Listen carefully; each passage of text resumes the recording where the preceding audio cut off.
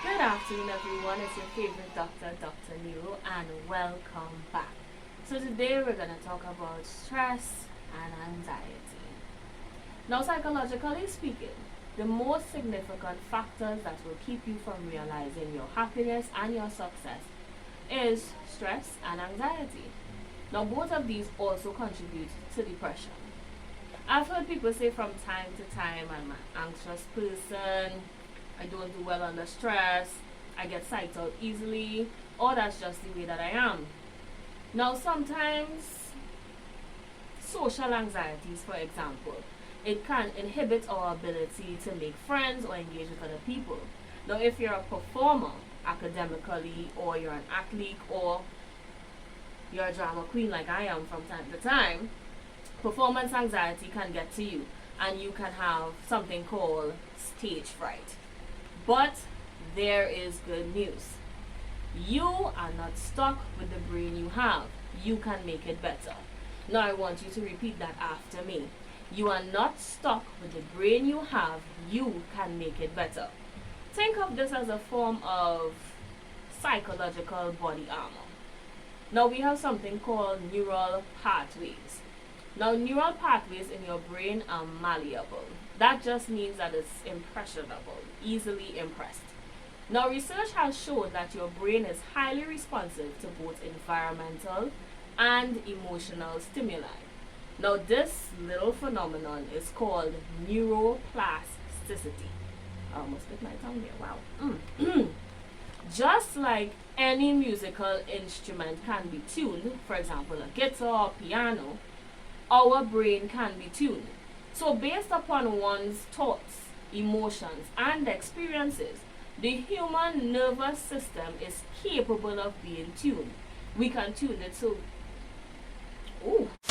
we can be irritable, hypersensitive, and over-responsive. Now this is especially true for the sympathetic nervous, what do you call that? The sympathetic nervous system. Now that's responsible for our fight or flight response. And this is called, a lot of big words today, ergotopic tuning. Yes, I think I said that right. Ergotopic tuning. So I'm going to give you just three basic steps in creating a psychological body armor, or a PBA. So changing the structure and function of your brain is not as hard as it sounds. Now I have three, like I said, only three simple steps that may assist you in desensitizing your brain from anxiety and stress arousal. So step one, realistic expectations and optimistic beliefs. Everybody has expectations and everybody has beliefs. So setting realistic expectations, preparing oneself, and rehearsals are important in building our PBA. Now I said our PBA is our psychological body armor. Now through expectation setting and preparation and rehearsal, you will find your sense of optimism increasing. Your optimism may be, how do I say this? Your optimism may then actually become a positive, self-fulfilling prophecy. Step 2, mindfulness. Think of mindfulness as being present in the moment, right here, right now. Mindfulness is a form of awareness that is achieved by focusing your attention on the present moment. Not just focusing that attention, but acknowledging what is going on around you, while at the same time calmly acknowledging your thoughts and feelings about that particular moment. So the opposite of mindfulness is inattention, distractedness, and not being engaged in the moment. So think of this as mindlessness.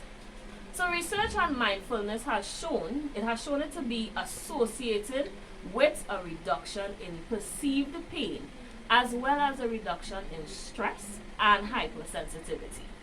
And finally, step 3, the relaxation response.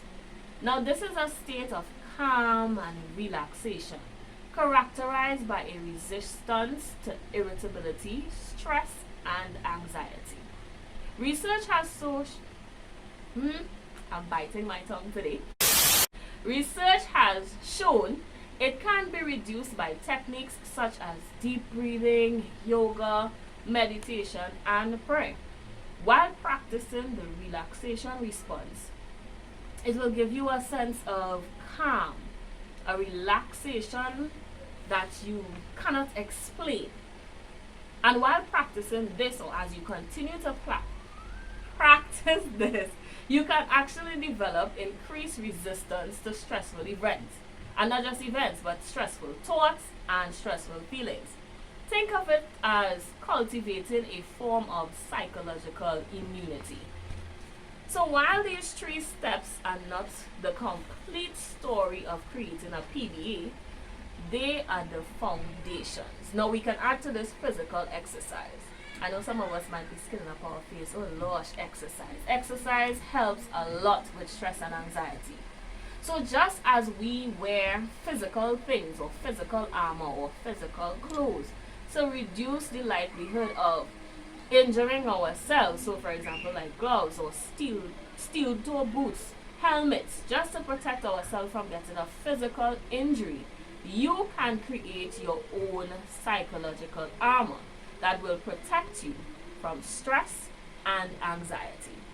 I thank you for tuning in to Therapy Tuesdays with me and my friend Taylor or Larry. I can't remember his name. But you have a good evening. Enjoy yourself. And I will see you next time. Bye. Lean on me when you're not strong, and I'll be your friend. I'll help you carry